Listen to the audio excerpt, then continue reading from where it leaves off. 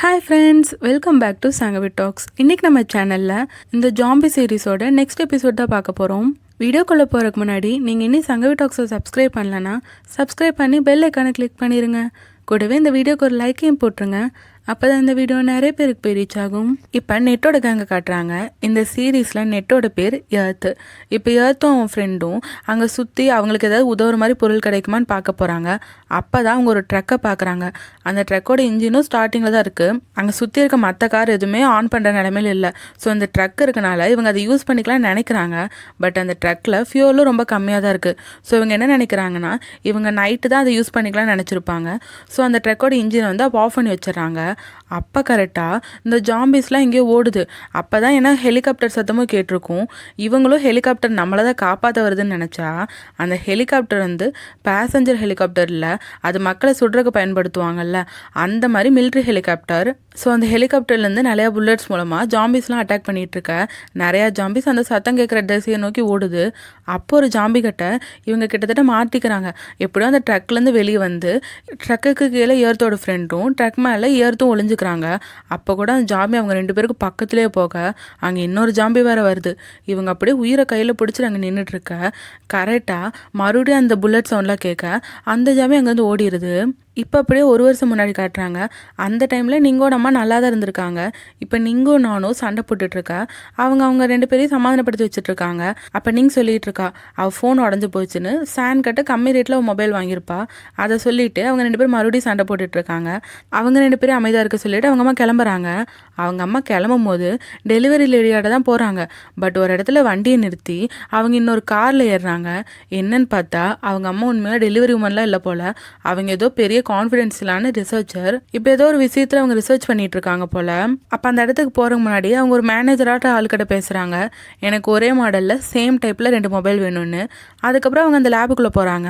அப்போ இவங்க கபோர்டில் திங்ஸ்லாம் எடுத்துகிட்டு இருக்கும்போது இவங்களுக்கு பயங்கரமாக சத்தம் கேட்குது. என்னன்னு இவங்க ஓடி போய் பார்த்தா ஒரு இடத்துல ஒரு பொண்ணு இறந்து கிடக்கிறா. அவளை ஜோன் ஒரு பையன் அடிச்சிருக்கான் போல். அங்கே என்ன நடந்துச்சு நம்மளுக்கு தெளிவாக காட்டல. அந்த இடத்துல தான் சான் பயந்துட்டு அவன் ரொம்ப நடுங்கிட்டு உட்காந்துட்டு இருக்கான். அவன் திரும்பி நிங்கோட அம்மாவே அப்போ பார்க்குறான். நிங்கோட அம்மாவும் சானை பார்க்குறாங்க. அதுக்கப்புறம் அந்த ஜோங்கிற பையனும் நிங்கோட அம்மாவை நோக்கி நடந்து வர அவன் அப்படியே கீழே விழுந்துடுறான். இவங்களும் ஜோன்னு அவனை எழுப்பிட்டு இருக்காங்க. இப்போ அடுத்த சீனில் அந்த ஜோவோட ஹெல்த் கண்டிஷன் பற்றி நிங்கோட அம்மா யாருக்கும் அப்டேட் பண்ணிட்டு இருக்காங்க. அங்கே இன்னொரு டாக்டரும் இருக்காங்க. அந்த ஆள் யாரோ பெரிய ஆள் போல் அவங்கள வந்து சஸ்பென்ஸாகவே காட்டிகிட்டு இருக்காங்க. ஸோ இதுலேருந்து நம்மளுக்கு என்ன தெரியுதுன்னா அந்த ஜோங்கிற பையனுக்கு ஏதோ ஒரு தெரியாத நோய் இருக்குது. அந்த நோய்க்கு மருந்து கண்டுபிடிக்கிற விஷயமா தான் நிங்கோட அம்மா ஒர்க் பண்ணிட்டு இருக்காங்க. அதோட சைடு எஃபெக்ட்ஸில் தான் இவன் இப்படி பண்ணானா என்னன்னு தெரியல. ஸோ நிங்கோட அம்மா சொல்கிறாங்க இது ரொம்ப எல்லை மீறி போயிடுச்சு, இதுக்கப்புறமும் நான் ஒரு முடிவு எடுக்காட்டி தப்பாயிரும்ன்ட்டு. அதுக்கப்புறம் அந்த பெரிய ஆள் என்ன பண்ணுறாங்கன்னா அங்கே இருக்க டாக்டரை வெளியே அனுப்பிட்டு நிங்கோட அம்மா கிட்ட பேசுகிறாங்க. ஆக்சுவலாக அவங்க வீடியோ காலில் தான் பேசிகிட்டு இருக்காங்க. அப்போ நிங்கோட அம்மா சொல்கிறாங்க எல்லாமே கைமீறி போயிடுச்சு, ஒருத்தங்க இறந்துட்டாங்க, அதனால் நான் இந்த ப்ராஜெக்ட்லேருந்து வித்ட்ரா பண்ணி ஆகணும்ன்ட்டு. ஆனால் அந்த பெரிய ஆள் நிங்கோட அம்மாவை வித்ட்ரா பண்ண விடுற மாதிரி தெரில. ஸோ அவங்களுக்கும் இது நல்லாவே தெரியும் அவங்க விட மாட்டாங்கன்னு. அதனால் அவங்களே இதுக்கு ஒரு முடிவு சொல்கிறாங்க. ஜோக்கு நிங்கோட அம்மா ஒரு வேக்சின் போட்டிருப்பாங்க. அதே வேக்சினை இவங்களும் போட்டுக்கிறாங்க. இதுக்கான காரணம் என்னென்னா எப்படி இருந்தாலும் நிங்கோட அம்மா இப்போ வித்ட்ரா பண்ணாலும் இவங்க என்ன பண்ணுவாங்க, நீங்கையும் அவன் தம்பி பிடிச்சி வச்சு இவங்க அம்மா மிரட்டுவாங்க. இன்னொன்று இன்னும் நிறையா ரிசர்ச்சர்கிட்ட இதே வேக்சினை கொடுத்து அவங்க இன்னும் டெஸ்ட் பண்ணிகிட்டே தான் இருப்பாங்க. ஸோ இது எப்பயுமே முடிய போகிறதில்ல, ஏதோ ஒரு ஆபத்தில் தான் வந்து நிற்கும். அதனால தான் நிங்கோட அம்மா அதே வேக்சினை இவங்களும் போட்டுக்கிறாங்க. ஸோ ஜோக்கு என்ன ஆபத்தானாலும் அந்த ஆபத்து நிங்கோட அம்மாவுக்கும் ஆகும். ஒருவேளை இந்த வேக்சின் எந்த ஆபத்தும் இல்லைன்னா ஜோவும் சரியாயிருவான், நிங்கோட அம்மாவும் சரியாயிருவாங்க. ஸோ மொத்தமாக நிங்கோட அம்மா லாக் ஆகிக்கிற மாதிரி தான் இந்த சுச்சுவேஷன் இருக்குது. அந்த பெரிய ஆளு சொல்கிறாங்க இதுக்காக தான் நான் உன்னை ரீப்ளேஸ் பண்ணாமல் உன்னையே இந்த ரிசர்ச்சில் வச்சுருக்கேன்ட்டு. அதுக்கப்புறம் நிங்கோட அம்மா வீட்டுக்கு வரும்போது 2 மொபைல் கொண்டு வராங்க. அதான் இதுக்கு முன்னாடி ஒரு ஆள் கடை கேட்டிருப்பாங்கல்ல, அதை நோனுக்கும் நீங்குக்கும் ஒவ்வொன்று வச்சிடுறாங்க. ஏன்னா காலையில் அதுக்காக தானே அவங்க சண்டை போட்டுட்டு இருந்தாங்க. அதுக்கப்புறம் அவங்க உட்காந்து அழுதுட்டு இருக்க. அப்போ நீங்கள் பார்க்குறான் நீங்கள் ஏன் இவ்வளோ லேட்டாக வந்தீங்கன்னு. ஏன்னா நீங்கள் பொறுத்த வரைக்கும் அவங்க ஒரு டெலிவரி வேலை செஞ்சுட்டு இருக்கிறதா தான் அவன் நினச்சிட்டு இருக்கா. இவங்களும் அதுக்கு ஏதோ காரணம் சொல்லி சமாளிச்சுட்டு இருக்காங்க. இப்போ அப்படியே ப்ரெசென்ட்டில் காட்டுறாங்க. எல்லாரும் விடியறதுக்காக தான் வெயிட் பண்ணிட்டு இருக்காங்க. அப்படியே ஒவ்வொருத்தரோட மனநிலையை காட்டிட்டு இருக்காங்க. அதில் ஃபாங்கிற ஒரு பொண்ணு அங்கே தான் சுத்தமாக சிக்னல் இல்லையில, அவங்க அப்பாவை ரீச் பண்ண முடியல, அவங்க அப்பா சேஃபாக இருக்காரா என்னன்ட்டு அவ ரொம்ப பயந்துட்டு இப்போ நான் வெளியே போயே ஆகணும்னு நின்றுட்டுருக்கா. அதை பார்த்தோன்னே லில்லி அவளை ஸ்டாப் பண்ணிகிட்ருக்கா. வெளியே போனால் ஆபத்து போகாதுன்ட்டு. ஆனால் அந்த கேப் போட்ட பொண்ணும் உனக்கு வெளியே தானே போகணும், வா நான் கூட்டிகிட்டு போகிறேன்ட்டு அவள் இழுத்துட்டு போக அங்கே லில்லிக்கும் அந்த கேப் போட்ட பொண்ணுக்கும் சண்டை வந்துடுது. அப்போ மற்றவங்களாம் அவங்கள தடுத்து உட்கார வைக்கிறாங்க. அதுக்கப்புறம் நிங்கோட ஃப்ரெண்டு போய் அந்த ஃபாங்கிற பொண்ணுக்கிட்ட பேசுகிறான். அவன் அந்த பொண்ணுக்கிட்ட பாவை காட்டி ஒரு ஃப்ளாஷ்பேக் சொல்கிறான். ஆக்சுவலாக பா இருக்கான்ல, அவனோட அப்பா அம்மா ஃபேமிலி மொத்தமாகவே அவன் சின்ன வயசாக இருக்கும்போதே சுனாமியில் இறந்துட்டாங்க. அதுக்கப்புறம் பாவும் இப்போ பேசிகிட்டு இருக்கான்ல நிங்கோட ஃப்ரெண்டு, அவன் பேர் ஜீன். ஸோ பாவும் ஜீனும் ஒரே ஆர்பனேஜில் தான் வளர்ந்துருப்பாங்க. கிட்டத்தட்ட அவங்க 2 பேரும் அண்ணன் தம்பியாட்ட தான் வளர்ந்துருப்பாங்க. ஸோ ஜீன் அந்த பொண்ணுக்கு சொல்லி புரிய வைக்கிறான், எல்லாரும் ரொம்ப கஷ்டத்தில் தான் இருக்காங்க, உன் கஷ்டமும் சீக்கிரம் சரியாயிரும், நம்ம காலையில் இங்கேருந்து தப்பிச்சு போய் உங்கள் அப்பாவை கண்டிப்பாக பார்த்துடலான்னு சொல்லிட்டு இருக்கான். அந்த பொண்ணு அவன் நடந்துக்கிட்டதுக்கெல்லாம் சாரி சொல்லிட்டு இருக்கா. இப்போ தீ அங்கே வந்து எல்லாரையும் ஒரு விஷயம் பார்க்க அவசரமாக கூட்டிகிட்டு போகிறான். என்னன்னு பார்த்தா தீயும் நோனும் கேமராவில் ரெக்கார்ட் பண்ணிட்டு இருந்திருப்பாங்க. அப்போ அவங்க பார்க்கும்போது அந்த ஜாம்பிஸ்லாம் ஒரே அலைனா எங்கேயோ நடந்து போயிட்டு இருக்குங்க. ஆனால் எங்கே போகிறாங்கன்னு தெரில, பட் யூனிஃபார்மாக அங்கே போகிற மாதிரி தெரியுது. இதை பார்த்தோன்னே இவங்களுக்கு தோணுது அவங்கெல்லாம் இந்த நேரத்தில் எங்கே போகிறாங்கன்ட்டு. அதுவும் கரெக்டாக யாரோ ஒருத்தர் ஆர்டர் கொடுக்குற மாதிரியே அவங்க நடந்து போயிட்டு இருக்காங்க. அந்த குழப்பத்தில் இவங்க இருக்க அப்போ தான் தோணு ஒரு விஷயத்த சொல்கிறான். நீங்கள் எல்லோரும் நோட் பண்ணிங்களான்ட்டு. என்னன்னா ட்ராமாவோட ஸ்டார்டிங்கில் ஜெயினை காட்டியிருப்பாங்கல்ல, அவங்கள இவங்க கொலை பண்ணும்போது ஜெயினோட கண்ணை பார்க்கும்போது அவள் கண்ணில் அப்படியே உணர்ச்சிகள் இருக்க மாதிரி இருக்கும், ரொம்ப எமோஷன்ஸ் காட்டுற மாதிரி இருக்கும். அதை பார்த்து தான் சான் அப்படியே ஸ்டாப் ஆகி நின்றுப்பான். அதை தோணுமே நோட் பண்ணியிருக்கான். ஸோ அதை பற்றி இவங்க பேச மற்றவங்களாம் சொல்கிறாங்க, இப்போ அதை பற்றி பேசி பிரயோஜனம் இல்லை, நம்ம நாளைக்கு இங்கேருந்து தப்பிச்சு போகிறதான் பார்க்கணும், ஜாம்பிஸாக மாறினவங்க தான் சொல்லிட்டு எல்லாரும் அப்போ ரெஸ்ட் எடுக்க போகிறாங்க. ஏன்னா இப்போ இவங்க ரெஸ்ட் எடுத்தால் தான் காலையில் ஜாம்பி கட்டந்து ஓடுறதுக்கு இவங்களுக்கு தெம்பு இருக்கும்ட்டு. இப்போ அங்கே ஒரு ஜீனியஸ் பையன் இருப்பான்ல, அவன் போய் பாக்கிட்ட பேசுகிறான். தான் அந்த பொண்ணை அங்கேயே விட்டுட்டு வந்துட்டோன்னு சோகத்தில் இருக்கான்ல, அதனால் அவன்கிட்ட சொல்லிட்டு இருக்கான், உன் மேலே எந்த தப்புமே இல்லை, அவ்வளோ ஜாம்பிஸ் துரத்துட்டு வரும்போது நீ அவளை தூக்கிட்டு ஓடி வந்த, அப்போ நீ விழுந்தது எதாச்சியாக நடக்கிறது தான், உன் மேலே தப்பு இல்லைன்னு சொல்ல பாவம் அழுதுட்டு இருக்கான். அவன் என்னை மன்னிச்சிருவாள்ன்னு கேட்டு அப்போ லில்லி அழுதுட்ருக்கா. ஏன்னா ஃபா இப்போ பிரச்சனை பண்ணால, அப்போ வந்து லில்லியை பார்த்து திட்டிருப்பா. ஏன்னா லில்லியோட அப்பா மிலிட்ரியில் ஜென்ரலாக இருக்காரு. ஸோ உங்கள் அப்பா எப்படி இருந்தாலும் சேஃபாக இருப்பார், நீ மற்றவங்கள பற்றி எங்கே கவலைப்பட போகிறேன்ட்டு லில்லியை ரொம்பவே பிடிச்சி திட்டிருப்பா. அதோட லில்லியோட அப்பாவும் மெசேஜ் பண்ணியிருக்காங்க, நீ சேஃபாக இருக்க என்னன்ட்டு நிறையா மெசேஜ் பண்ணியிருக்காங்க. இவ்வளோ நான் சேஃபாக இருக்கேன்னு போட்டிருக்கா. ஸோ அந்த மெசேஜை பார்த்துல இவள் அழுதுட்ருக்க. அப்போ வின் சொல்கிறான், உனக்கு எதாவது பிரச்சனையா நீ என்கிட்ட சொல்லுன்ட்டு. அப்போ அவள் வின்னோட கையை பிடிச்சி அவள் அழுதுகிட்டே தூங்கிடுறா. இதெல்லாம் நீங்கும் பார்த்து எல்லாரோட நிலைமையை பார்த்து அவள் ஃபீல் பண்ணிட்டு இருக்கா. இப்போ விடிஞ்சிச்சு. இவங்க எல்லாருமே நைட் ஏதாவது சர்வைவர்ஸ் வருவாங்களான்னு தான் எதிர்பார்த்துருப்பாங்க. ஸோ யாரும் வரலங்கும் போது சான் சொல்லிட்டு இருக்கான், இதுக்கு மேலே நம்ம யாருக்காகவும் வெயிட் பண்ண வேணாம், இங்கே சுற்றி உங்களுக்கு ஏதாவது ஆயுதம் கிடைக்குதான்னு பாருங்க, 7 மணிக்கு நம்ம இங்கிருந்து கேரேஜுக்கு கிளம்பணும்னு சொல்லிட்டு இருக்கான். அப்போ சான் ஜீனை மட்டும் தனியாக கூட்டிகிட்டு போய் பேசுகிறான். அதாவது நீங்களோட ஃப்ரெண்ட் இருப்பான்ல அவன்கிட்ட என்ன கேட்குறான்னா, நீங்கள் ப்ரொஃபஸரோட செஞ்சு ஒரு ப்ராஜெக்ட் பண்ணிட்டு இருந்தால, அந்த ப்ராஜெக்ட் பற்றி உனக்கு வேறு ஏதாவது டீட்டெயில்ஸ் தெரியுமா, அது அவங்க அம்மாக்கான மெடிசன் தானான்ட்டு அவன் கேட்டுட்டு இருக்கான். ஸோ சானுக்கு இந்த விஷயத்துல எப்படியோ கனெக்ஷன் இருக்கு. ஏன்னா அவன் ஆல்ரெடி நீங்கோட அம்மாவையும் அந்த லேப்ல பார்த்துருப்பான்ல. இன்னொரு பக்கம் பாவை காட்டினாங்கன்னா அவனும் மூக்குங்கிற ஒரு பொண்ணு தான் சுற்றி ஆயுதம் தேடம் போயிட்டு இருக்காங்க. அப்போ அந்த மூங்குற பொண்ணு பாக்கட்ட சொல்றா, நீ நாவை அப்படி விட்டுட்டு வந்துடுன்னு கவலைப்படாத, நீ இங்க இருக்க மற்றவங்களை காப்பாற்றுப்பாரு, உன்னை நம்பி நாங்கள் 14 பேர் இருக்கோம், எங்களை காப்பாற்றுறதுல நீ முயற்சி செய்யன்னு சொல்ல பாக்கும் அப்போதான் ரிலாக்ஸாக இருக்கு, நான் கண்டிப்பாக காப்பாற்றுவாங்கிறான். அப்போ அந்த மூங்குற பொண்ணும் பாவோட தலையை கோதி விட்டுட்டு இருக்கா. அந்த கேப்போட பொண்ணு கூட இன்னும் 2 பசங்க போயிருப்பாங்க. அவங்க அப்போ தான் நோட் பண்ணுறாங்க, இதுக்கு முன்னாடி ஜாம்பிஸ்லாம் எங்கேயோ போயிட்டு இருந்துச்சுல, இப்போ அந்த ஜாம்பிஸ்லாம் ரிட்டன் வராங்க. இன்னொரு பக்கம் பூவோட டீமும் அந்த ஜாம்பிஸ்லாம் வரதை பார்க்குறாங்க. ஆனால் இங்கே என்ன பிரச்சனைனா, அந்த ஜாம்பிஸ்லாம் இவங்க இருக்க லைப்ரரிக்குள்ளேயே வருது. இவங்களுக்கு ஒன்றும் புரியல, அந்த ஜாம்பிஸ் எப்படி சாத்திருக்க லைப்ரரிக்குள்ளே கதவை திறந்து வர முடியும்ன்ட்டு.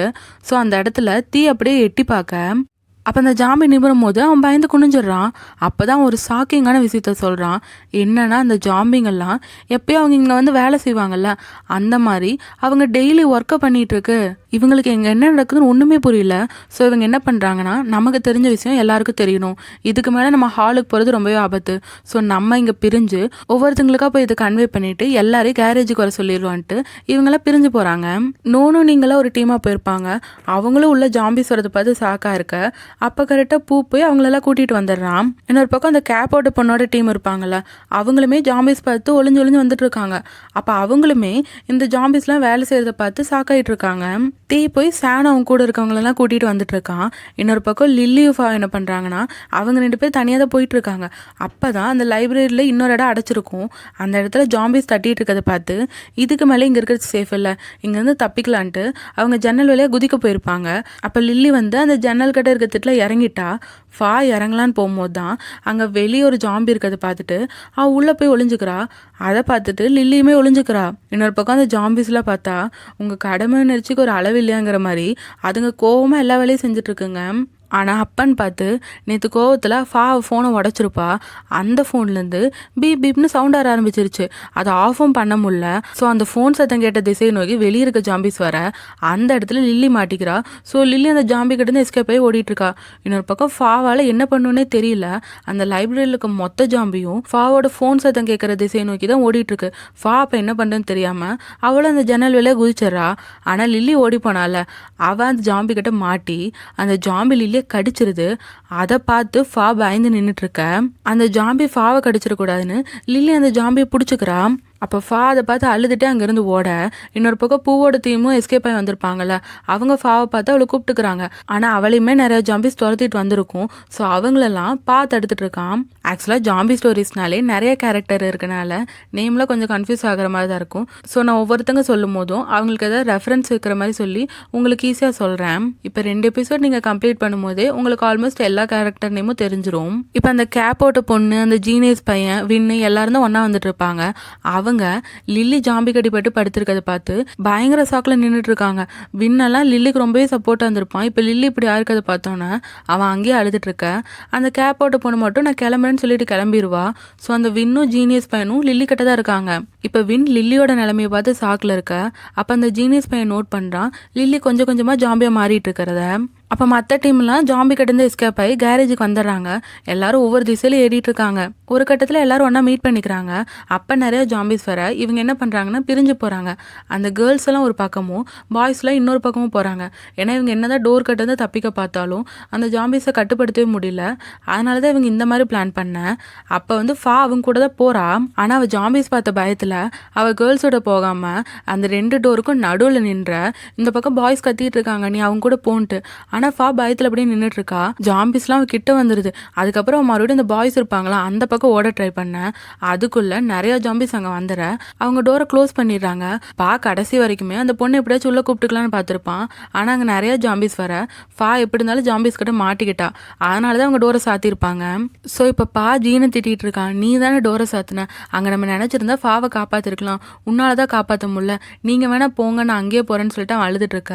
மற்றவங்களாம் சொல்லிட்டு இருக்காங்க ஜீன் பண்ணது கரெக்டு தான், நம்ம எப்படி இருந்தாலும் ஃபாவை காப்பாற்றிருக்க முடியாதுன்ட்டு. ஆனால் அப்போ தான் அவங்க ஒரு விஷயத்தை நோட் பண்ணுறாங்க. பாவோட கையிலையும் ஒரு கீரல் ஆயிருக்கு. அந்த டோரை க்ளோஸ் பண்ண ட்ரை பண்ணும் போது அவனுக்கு அந்த கீரல் ஆயிருக்கும் போல. ஸோ அவனும் அங்கே இன்ஃபெக்ட் ஆயிட்டான். அதை பார்த்தோன்னா மற்றவங்களாம் பயந்து ஒதுங்குறாங்க. ஆனால் பூக்கும் ஜீனுக்கும் அங்கே என்ன பண்ணுறதுனே தெரியல. இன்னொரு பக்கம் அந்த ஜீனிஸ் பையன் என்ன பண்ணுறான்னா வின் இத்தனை நேரம் லில்லியோட காயத்தை தொட்டிருப்பான். அதனால அந்த ரத்தம் அவன் கையில் ஆயிருக்கும்ல. லில்லி கொஞ்சம் கொஞ்சமாக ஜாம்பியாக மாறிட்டு இருக்கா. நீ முதல்ல இந்த ரத்தத்தை கழுவுன்ட்டு அவன் கை கழு வச்சுட்டு இருக்க. அப்போ பின்னாடி லில்லி எழுந்துக்கிறத காட்டுறாங்க. அவள் முழுசாக ஜாம்பியாக மாறிட்டா. லில்லி இவங்க 2 பேருக்கும் பக்கத்தில் இருக்கா. இவங்க 2 பேரும் அவகிட்ட பயந்து ஓடுறாங்க. இதோட இந்த ட்ராமாவோட எபிசோட் 2 முடியுது. இந்த சீரீஸில் இனி வர இன்ட்ரெஸ்டிங்கான த்ரில்லரான எபிசோட்ஸை மிஸ் பண்ணாமல் பார்க்க சங்கவி டாக்ஸை சப்ஸ்கிரைப் பண்ணி பெல் ஐக்கானை கிளிக் பண்ணிடுங்க. இந்த வீடியோ உங்களுக்கு பிடிச்சிருந்தா லைக் ஷேர் பண்ணி சப்போர்ட் பண்ணுங்கள். மீண்டும் அடுத்த வீடியோவில் சந்திப்போம். பாய்.